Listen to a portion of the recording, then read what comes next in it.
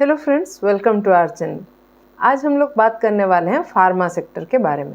लेकिन वीडियो में जाने से पहले मैं आपको बताना चाहूँगी, मैं यहाँ पे कोई भी बाइंग या सेलिंग का रिकमेंडेशन नहीं दे रही हूँ। और ये भी ध्यान में रखें कि ये सिर्फ एजुकेशन पर्पज़ से मैं आप लोगों के साथ मेरा व्यू शेयर कर रही हूँ।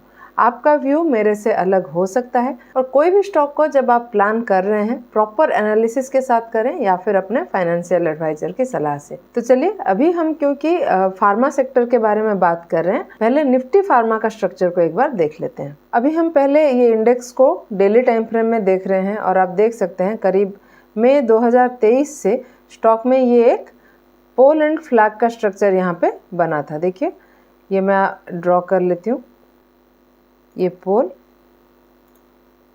और ये फ्लैग।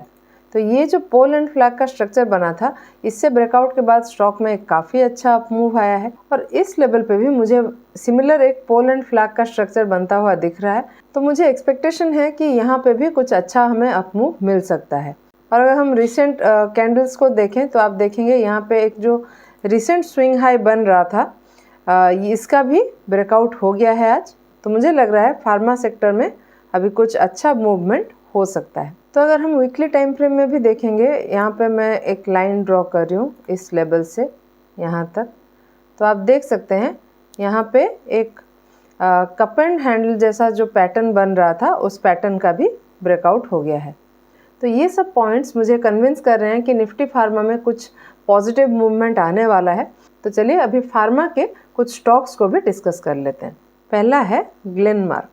ये स्टॉक को अभी हम पहले मंथली टाइम फ्रेम में देख रहे हैं और आप देख सकते हैं स्टॉक में एक मल्टी ईयर ब्रेकआउट हो रहा है। स्टॉक करीब 2015 से, अगस्त 2015 से इस लेवल पे कंसोलिडेट कर रहा था और इस महीने स्टॉक में इस लेवल से ब्रेकआउट हुआ है। जो हमारा रेजिस्टेंस का लेवल था 1253 का, इस लेवल से ब्रेकआउट हो गया है। चलिए, स्टॉक को अभी वीकली टाइम फ्रेम में देखते हैं। तो अगर हम स्टॉक को वीकली टाइम फ्रेम में भी देखेंगे तो इस लेवल से स्टॉक में वीकली टाइम फ्रेम में भी ब्रेकआउट हमें देखने को मिल रहा है। लेकिन अभी ना मंथ का क्लोजिंग हुआ है ना वीक का। तो अगर इस वीक के एंड में स्टॉक में इस 1268 के लेवल के ऊपर ही क्लोजिंग आता है तो ये स्टॉक स्ट्रांग हो जाएगा। और अगर मंथली टाइम फ्रेम में भी इस रेजिस्टेंस के ऊपर हमें क्लोजिंग मिलता है तो स्टॉक और भी स्ट्रांग हो सकता है और अच्छा मोमेंटम पकड़ सकता है। और जैसा कि मैं हर बार बोलती हूँ, मल्टी ईयर ब्रेकआउट स्टॉक्स हमें अच्छे टारगेट्स प्रोवाइड करते हैं। तो यहाँ पे भी हमें एक काफ़ी अच्छा टारगेट मिलने के चांसेस हैं। चलिए, अभी अगला स्टॉक देखते हैं, ग्रैन्यूल्स। ये स्टॉक को भी हम पहले मंथली टाइम फ्रेम में देख रहे हैं और आप देख सकते हैं ये जो मैंने ट्रेंड लाइन ड्रॉ किया है, इस ट्रेंड लाइन के ऊपर स्टॉक काफ़ी समय रेजिस्टेंस ले रहा था और नवंबर में यहाँ पे एक मल्टी ईयर ब्रेकआउट हुआ है और उसके बाद स्टॉक में अच्छी अपमूव आई है। और इस ट्रेंड लाइन से ब्रेकआउट के बाद स्टॉक में मुझे अच्छा अपमूव देखने को मिल रहा है।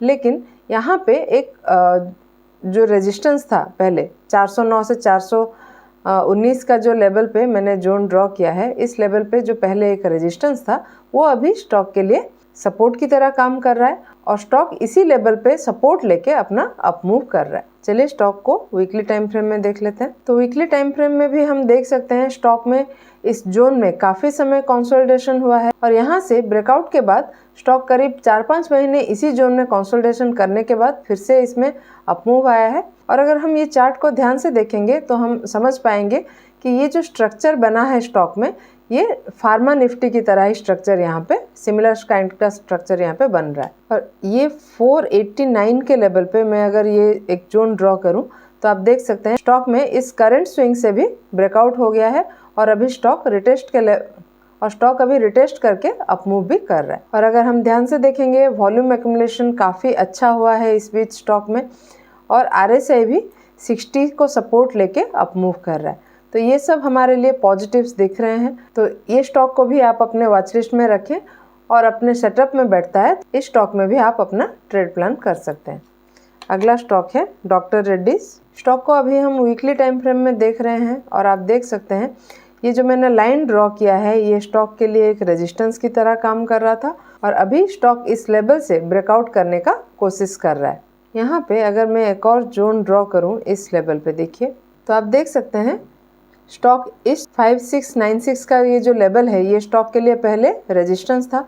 फिर स्टॉक में इस लेवल से थोड़ा सा ब्रेकआउट हुआ, लेकिन सस्टेन नहीं हो पाया और स्टॉक फिर इसी लेवल पे, हमारा जो रेजिस्टेंस का लेवल है, इसी के आसपास कंसोलिडेट किया। और ये कंसोलिडेशन से ब्रेकआउट के बाद स्टॉक इसी ट्रेंड लाइन को रेजिस्टेंस की तरह लिया है और जब स्टॉक में प्रॉफिट बुकिंग हुआ है, स्टॉक ये जोन को सपोर्ट लेके अपना अपमूव चालू किया है। अभी अगर मैं 20 EMA प्लॉट करूं, आप देखेंगे स्टॉक में 20 EMA का सपोर्ट भी है। अगर डेली टाइम फ्रेम में हम नोटिस करेंगे तो हम देख सकते हैं काफ़ी अच्छा वॉल्यूम एक्यूमुलेशन यहाँ पे हुआ है और RSI भी, जो करीब 3-4 महीनों से 60 से नीचे ही चल रहा था, वो अभी 60 से ऊपर आ गया है। तो अगर इस हफ्ता हमें ट्रेंड लाइन के ऊपर क्लोजिंग मिल जाता है स्टॉक में, तो मुझे लग रहा है कि ये चार्ट थोड़ा स्ट्रॉन्ग हो जाएगा और एक ट्रेडिंग अपॉर्चुनिटी हमारे लिए आगे बन सकता है। हमारा अगला स्टॉक है नाटको फार्मा। ये स्टॉक को हमने पहले काफ़ी बार डिस्कस किया है और रिसेंटली भी हमने इसको डिस्कस किया था। देखिए, पहले हमने इस लेवल पर डिस्कस किया था 947 के लेवल के ब्रेकआउट पे, फिर से हमने 1084 के लेवल से ब्रेकआउट पे भी डिस्कस किया था और रिसेंटली 1215 का जो ये लेवल है, इसके ब्रेकआउट्स पे भी हमने स्टॉक को डिस्कस किया था। तो हम वीकली टाइम फ्रेम में देख सकते हैं स्टॉक यहाँ पे ये जो 1215 का लेवल है, इस लेवल से एक मल्टी ईयर ब्रेकआउट हुआ है और यहाँ से ब्रेकआउट के बाद स्टॉक में अभी थोड़ी सी रिटेस्ट हो रही है और स्टॉक अभी रिटेस्ट के लेवल पर ट्रेड कर रहा है।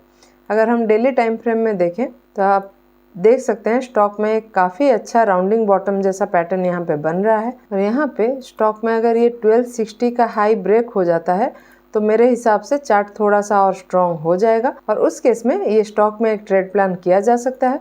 और यहाँ पे क्योंकि एक राउंडिंग बॉटम पैटर्न बन रहा है, हमें एक काफ़ी अच्छा टारगेट भी यहाँ पे मिल सकता है। ये तो हो गए हमारे आज के स्टॉक्स। आपको हमारा आज का एनालिसिस कैसा लगा, हमें कमेंट में लिख के ज़रूर बताइएगा और अगर पसंद आया हो तो वीडियो को लाइक और चैनल को सब्सक्राइब करना बिल्कुल मत भूलिएगा।